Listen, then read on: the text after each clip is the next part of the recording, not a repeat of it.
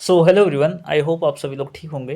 आज की जो इस वीडियो में जो हम डिस्कस करेंगे वो हम बात करेंगे rural sociology and educational physiology के क्वेश्चन पेपर के बारे में डिस्कस करेंगे। एंड मैं आप लोग को बता दूं कि ये जो वीडियो है वो बीएससी एग्रीकल्चर्स फर्स्ट सेमेस्टर के स्टूडेंट्स के लिए बहुत ज़्यादा हेल्पफुल होने वाला है, क्योंकि एग्जाम्स में सवाल कैसे बन सकते हैं इन सभी के बारे में तो डिस्कस करेंगे ही करेंगे। साथ ही साथ जो मोस्ट इंपॉर्टेंट जो क्वेश्चंस होते हैं, ठीक है, उनके बारे में भी हम डिस्कस करेंगे आज की इस वीडियो में। तो वीडियो को हम बिना देरी के स्टार्ट करेंगे। ओके, सबसे पहले देखते हैं। देखिए, सबसे पहले पार्ट 1 है, जिसमें कुछ सवाल दिए गए हैं जिनको हमें लिखना है, ठीक है। देखते हैं। अभी इसमें दिया गया है, इसमें ऑब्जेक्टिव टाइप के क्वेश्चंस हैं, इसको हम थोड़ा स्किप करेंगे क्योंकि ऑब्जेक्टिव टाइप के जो भी क्वेश्चंस हैं उनको हम सॉल्व नहीं करेंगे। जो हमारा थ्योरी का जो पेपर है उसी को खाली हम सॉल्व करेंगे, ठीक है। तो अगर आप लोग को ऑब्जेक्टिव वाला भी चाहिए तो आप लोग कमेंट करके बताइएगा, हम ऑब्जेक्टिव पेपर्स भी आप लोग को प्रोवाइड जरूर करेंगे, ठीक है। आप लोगों को चिंता करने की आवश्यकता नहीं है, ठीक है। जस्ट वेट, थोड़ा लोडिंग कर रहा है, 1 मिनट। हाँ, चलिए ठीक है। अभी हमारा पेपर है, इसमें दिया है हमारा एजुकेशनल फिजियोलॉजी क्या है। एजुकेशनल फिजियोलॉजी का मतलब क्या है, सबसे पहले आप लोग समझिए कि एजुकेशन का मतलब क्या है, शिक्षा। और फिजियोलॉजी का मतलब क्या है, मनोविज्ञान। मनोविज्ञान का मतलब क्या है, वह विज्ञान जिसमें हम मनुष्य के, ठीक है, व्यवहार, व्यक्तित्व, ठीक है, आचरण के बारे में हम जब डिस्कस करते हैं तो उसको हम बोलते हैं या फिर साइकोलॉजी बोलते हैं, ठीक है। यानी कि हम एडुकेशन यानी कि शिक्षा के माध्यम से, ठीक है, जब हम शैक्षिक रूप से जब हम मनोविज्ञान का जब हम अध्ययन करते हैं, यानी कि साइकोलॉजी, ह्यूमन साइकोलॉजी के बारे में जब हम स्टडी करते हैं, क्या करते हैं, हम स्टडी करते हैं किसके बारे में, हम ह्यूमन साइकोलॉजी के बारे में बात करते हैं, ठीक है। ह्यूमन साइकोलॉजी के बारे में क्या कि उसका नेचर क्या है, ठीक है, नेचर क्या है यानी कि स्वभाव कैसा है, ठीक है, उसका आचरण कैसा है, ठीक है। तो उस सभी का अध्ययन जब हम करते हैं तो उसी को हम क्या बोलते हैं, हम एडुकेशनल साइकोलॉजी बोलते हैं। तो दो चीज़ हम आपने डिस्कस किया, एक हमारा क्या है, साइकोलॉजी क्या है, तो आप जान गए हैं साइकोलॉजी क्या होता है, ठीक है।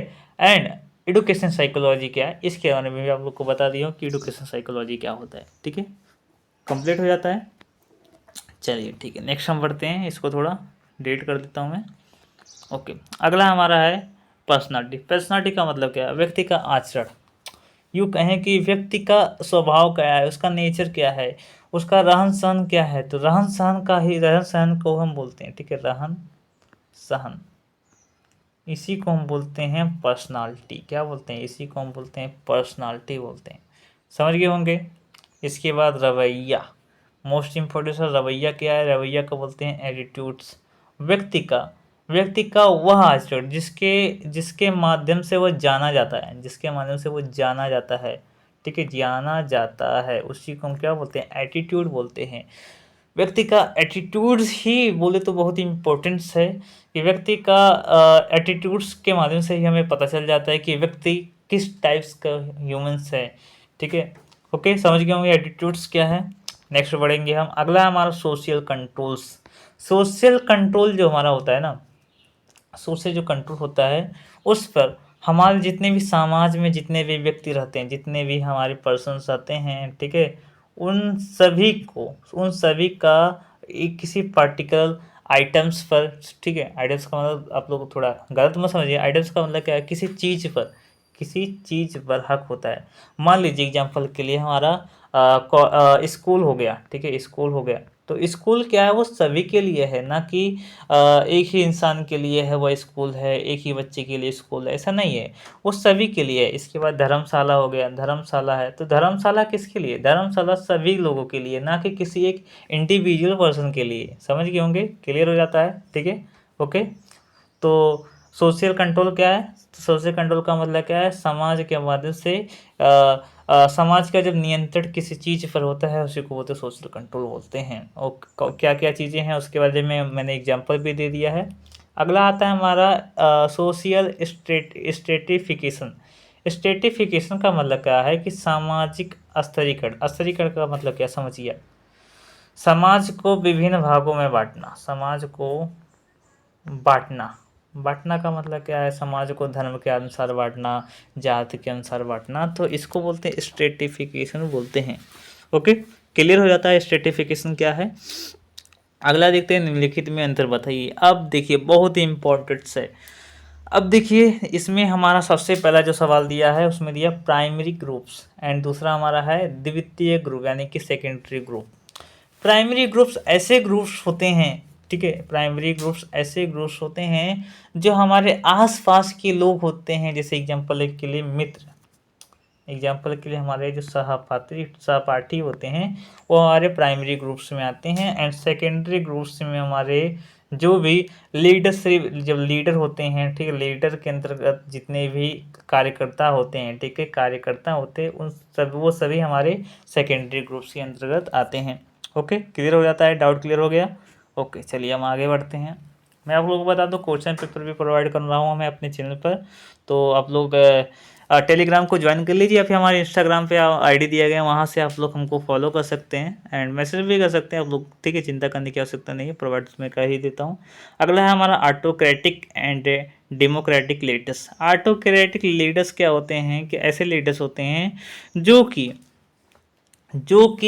अपने दम पर, ठीक है, जो कि अपने दम पर बनते हैं। अपने दम पर का मतलब क्या है, उनका पुराना, बोले तो पुराना पुस्त जो होता है, ठीक है, पुराने जो पुस्त होते हैं, ठीक है, उसी के आधार पर जब नेता का जब सिलेक्शन किया जाता है तो वो हमारे ऑटोक्रेटिक वाले जो लीडर होते हैं। एंड लोकतांत्रिक नेता जो होता है वो लोग का होता है। लोग का मतलब क्या है, पूरे पब्लिक का होता है, पूरे पब्लिक का होता है, ठीक है, किसका होता है, पूरे पब्लिक का, पूरे पब्लिक का, पूरे लोग का होता है।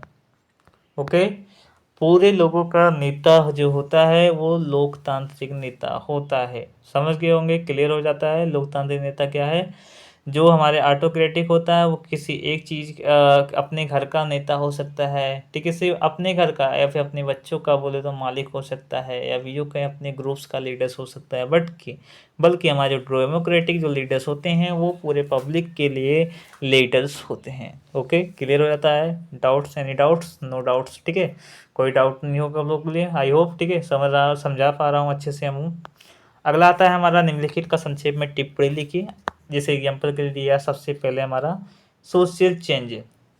सोशल चेंज का मतलब क्या है कि समाज का परिवर्तन होना। समाज का परिवर्तन मतलब क्या, समाज में बहुत सारी चीज़ें हैं, समाज में बहुत सारी चीज़ें हैं। जैसे एग्जाम्पल के लिए समाज में लोग रहते हैं, ठीक है, लोग रहते हैं, तो वह लोग क्या है कि समझ लीजिए अहिंसा की राह पे चल रहे हैं, अहिंसा की राह पे चल रहे हैं, तो अहिंसा की राह से निकाल के उन्हें हिंसा की राह पर लाना, या फिर हिंसा की राह से निकाल के उन्हें अहिंसा की राह पर लेकर आना, उसको बोलते हैं सोशल चेंजेस। या फिर यूँ कहें हम कि समाज में समाज का जो बॉडी है या फिर समाज का जो स्ट्रक्चर है उसमें चेंजेस लाना यानी बदलाव लाना ही हमारा सोशल चेंजेस कहलाता है। ओके, डाउट्स क्लियर हो जाता है।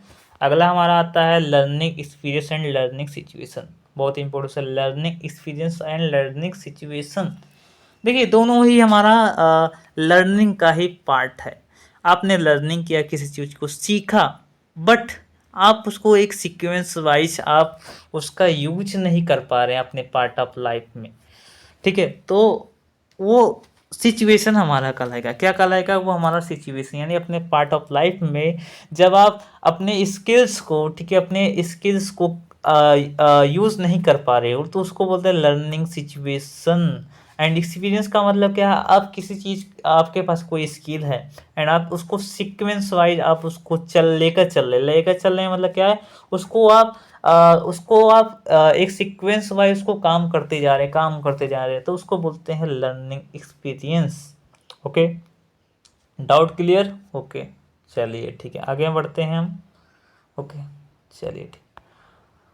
अगला है निम्नलिखित 3 प्रश्नों में से किन्हीं 2 का उत्तर दीजिए जो 1 से 1.5 पेज का हो, उससे अधिक नहीं। इसमें दिया है ग्रामीण समाज की प्रमुख संस्थाओं की सूची बनाइए, यानी कि major institution in rural society.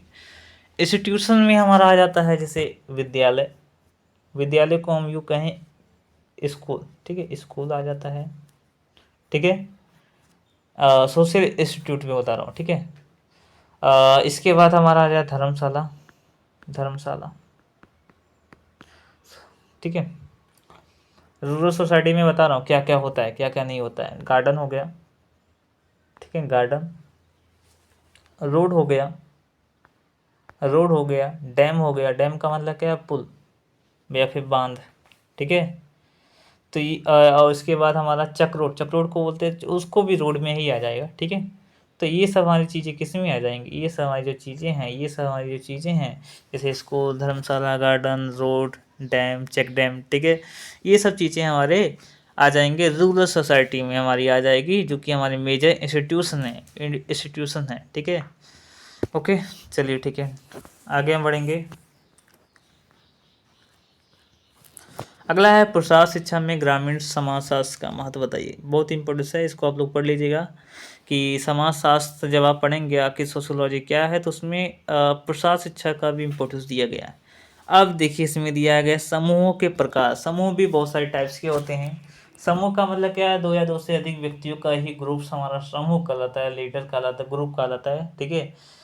तो क्या समझिए कि इसके टाइप्स कितने, एक हमारा आता है प्राइमरी,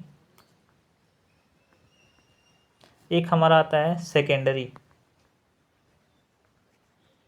ठीक है, प्राइमरी एंड एक हमारा आता है सेकेंडरी।